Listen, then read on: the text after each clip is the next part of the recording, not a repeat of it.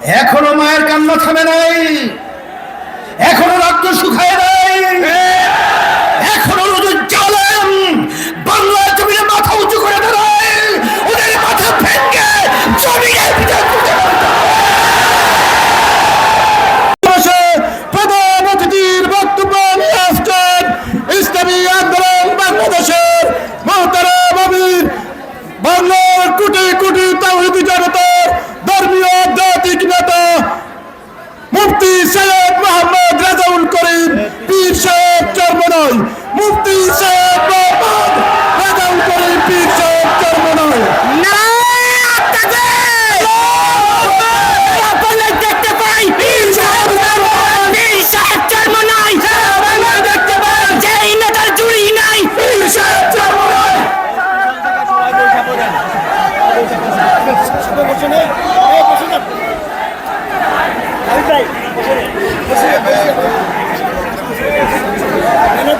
السلام عليكم ورحمة الله وبركاته. الحمد لله وكفى وسلام على عباده الذين اصطفى أما بعد فأعوذ بالله من الشيطان الرجيم بسم الله الرحمن الرحيم. ظهر الفساد في البر والبحر بما كسبت أيدي الناس صدق الله العلي العظيم. সবাই দুরূদ শরীফ পড়ি। اللهم صل على سيدنا وشفيعنا وحبيبنا ومولانا محمد صلى الله عليه وعلى آله وأصحابه وبارك وسلم. ইসলামী আন্দোলন বাংলাদেশ নোয়াখালী জেলা শাখা কর্তৃক আয়োজিত আজকের সমাবেশের সভাপতি, মঞ্চে কেন্দ্রীয় সম্মানিত যুগ্ম মহাসচিব, সহকারী মহাসচিব সহ ছাত্র আন্দোলনের সভাপতি সহ বিভিন্ন পর্যায়ের দায়িত্বশীল, সামনে বিশেষ করে যারা আজকে নোয়াখালীতে ইতিহাস রচনা করেছেন, আজকে এই জনসমাবেশ এক কথায় মহাসমুদ্রে পরিণত হয়েছে। আজকে এই সমাবেশের মাধ্যমে আজকে আমাদের কাছে, দেশের কাছে সুন্দর একটা মেসেজ পৌঁছেছে। সে মেসেজটা হলো এই যে বাংলাদেশ ৭১-এ স্বাধীন হয়েছে,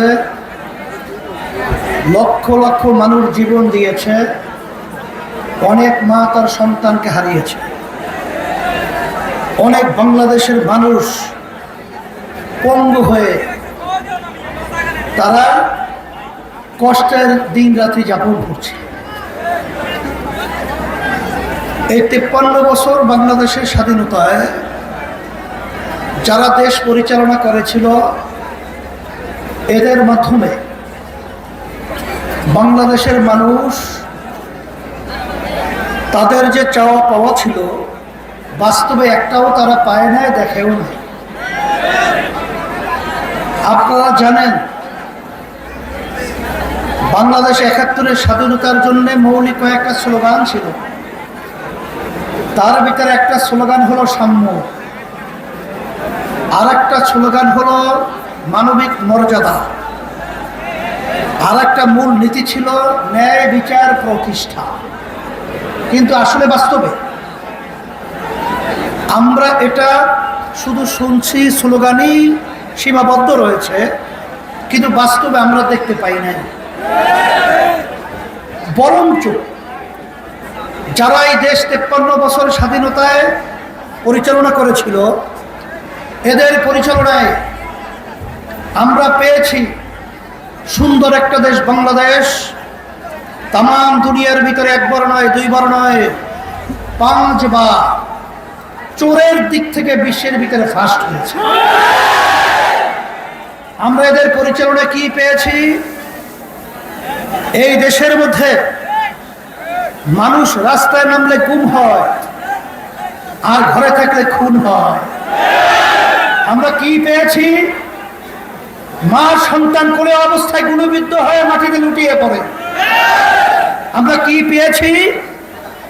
এদেশের বৈষম্য বিরোধী এবং কোটা সংস্কার আন্দোলনে মেধাবী ছেলেরা যখন তাদের ন্যায্য অধিকার দাবি আদায়ের লক্ষ্যে যখন তারা আওয়াজ তুলেছিল, তখন আমাদের বাংলাদেশের মেধাবী ভবিষ্যৎ প্রজন্ম সন্তানগুলোকে পাখির মতো গুলি করে রাস্তার ভিতরে লুটিয়ে ফেলা হয়েছিল। আমরা কি পেলাম? আমার রিক্সাওয়ালা ভাইরা, আমার ঠেলাগাড়িওয়ালা ভাইরা তাদের মাথার ঘাম পায়ে ফেলে যে অর্থ উপার্জন করেছে, সেই সম্পদ সরকারি ফান্ডে জমা হয়। আর ওরা ক্ষমতার চেয়ারে বসে আমাদের সেই কষ্ট অর্জিত সম্পদ বিদেশে পাচার করে বেগম পাড়া তৈরি করা হয়। আমরা কি পেয়েছি?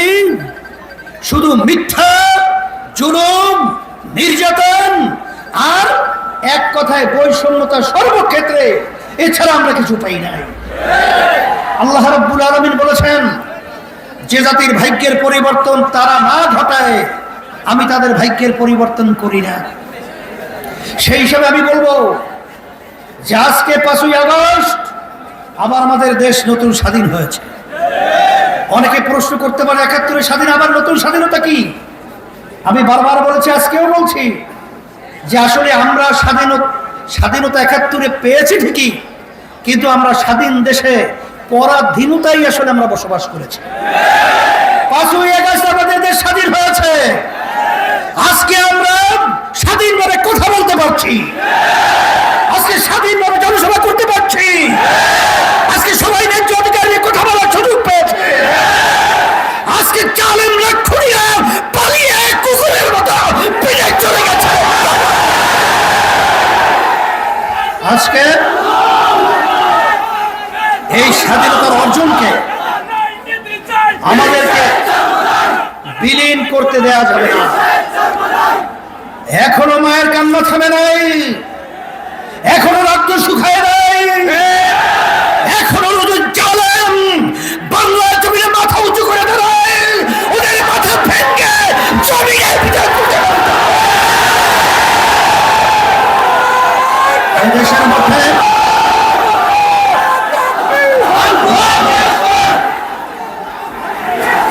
সুন্দর একটা দেশ বাংলাদেশ। আমি জালেমদেরকে, নাস্তিকদেরকে, খুনিদেরকে, জালেমবাজদেরকে আমি স্মরণ করে দিতে চাই, বাংলাদেশের ইতিহাস তোমরা দেখেছ। তোমরা গুলি করে পাথির মতো আমার সন্তানদেরকে মারবে, আর আমরা নিশ্চুপ চোখে দেখব। শুধু তাই নয়, আমরা মা বাপেরা, আমরা গার্জিয়ানেরা আমাদের বুকটাকে রক্ত দিয়ে ওদের পাশে দাঁড়িয়েছিলাম।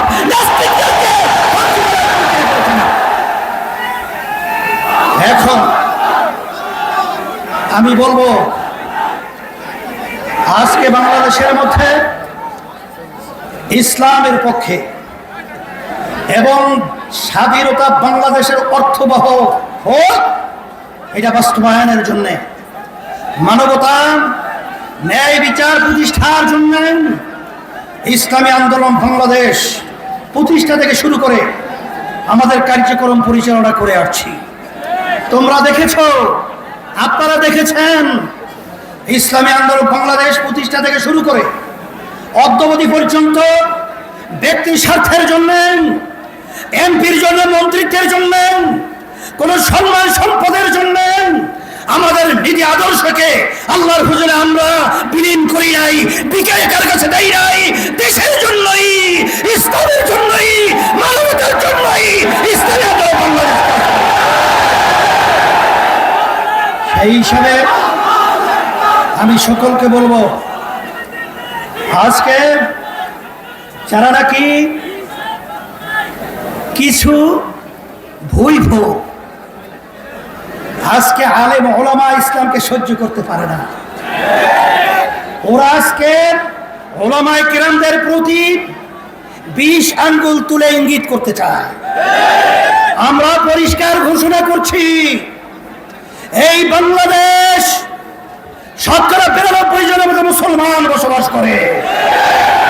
এই দেশ হলো আলেম ওলামাদের দেশ, শাহজালালের দেশ, শাহফরানের দেশ। এই দেশের নাস্তিকদের পিস্তল ওদের আঙ্গুল ভেঙে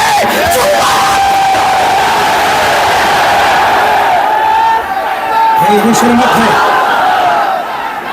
যদি আমরা সজাগ হই, আপনারা দেখবেন আজকে ইসলামের জন্য এবং যারা দেশের কল্যাণের জন্য যারা আজকে কাজ করছে, তাদের জন্য কিন্তু বাংলাদেশের মাটি আজকে উর্বর। আজকে কিন্তু প্রস্তুত হয়ে আমাদেরকে আহ্বান করতেছে। সেজন্য আপনাদেরকে বলবো, মাঠ উর্বর রয়েছে, সেখানে যদি আমরা ইচ্ছালি না করি, ফসল সুন্দর ফলাবার জন্য চেষ্টা না করি, তাহলে তো সেই নাস্তিকের দলেরা এবং দেশদ্রোহী দালালেরা আবার আমাদের দেশকে বিলীন করবে, বিকিয়ে দেবে, অন্য দেশের কাছে ইজারা দিবে। আমাদের সম্পদকে আমাদেরকে পাহারা দিতে হবে, আমাদের দেশকে আমাদের রক্ষা করতে হবে, আমাদের ইসলাম এবং ইজ্জতকে রক্ষা করতে হবে। এই জন্য আমাদের কি করতে হবে? ব্যক্তি পর্যায়ে, সামাজিক পর্যায়ে আমাদের দাওয়াত পৌঁছিয়ে একটা পরিবেশ তৈরি করার, আর সাথে সাথে আমাদের যুগ্ম সম্মানিত মহাসচিব বলেছেন, আমরা চাইতেছি ইসলামের পক্ষে যেন একটা বাক্স দেওয়া যায়, সেই প্রচেষ্টা আলহামদুলিল্লাহ আমরা করতেছি, দোয়াও চাইতেছি। আল্লাহ যেন ইসলামের পক্ষে, দেশের পক্ষে, মানবতার পক্ষে, ন্যায় বিচারের পক্ষে বিজয় দান করেন। রব্বানা আতিনা ফিদ দুনিয়া হাসানা ওয়া ফিল আখিরাতি হাসানা ওয়া কিনা আযাবান নার বিরহমাতিকা ইয়া আরহামার রাহিমিন। সকলকে